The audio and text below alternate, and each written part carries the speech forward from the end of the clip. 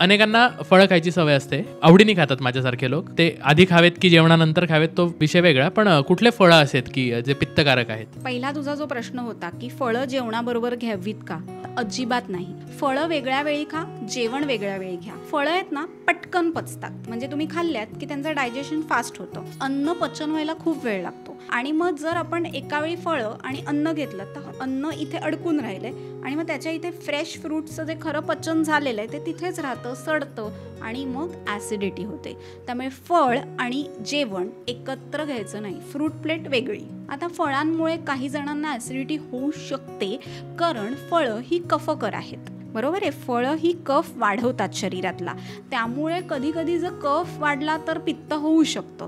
त्यामुळे 9 नंतर फळ खा, सकाळी 9 नंतर फळ खायचं आणि ते झाल्यावरती थोडंसं तरी पाणी प्या, म्हणजे ते पचन नीट होऊन तुमचं पित्त वाढणार नाही आणि मग तुम्हाला पित्ताचा त्रास होणार नाही. बऱ्याच जणांना आंबा खाल्ल्यावर पित्त होतं, हे पेटंट आहे, म्हणजे आंबा खाल्ल्यावर डोकं दुखतंय, पित्त झालंय असं आपण बऱ्याच वेळेला ऐकतो. तर त्यासाठी घरगुती उपाय म्हणजे आंब्यामध्ये तूप घालायचं रसामध्ये, मग तुम्हाला ॲसिडिटी होणार नाही. नाही तर एकच फोड खायची, म्हणजे प्रमाणात खाल्लं तर त्रास होत नाही. आता फणस बऱ्याच वेळेला आपण बघतो, फणसाने पण ॲसिडिटी होते, कारण तो पचायला जड आहे, तो पित्तकर नाही आहे, तो पचायला जड आहे.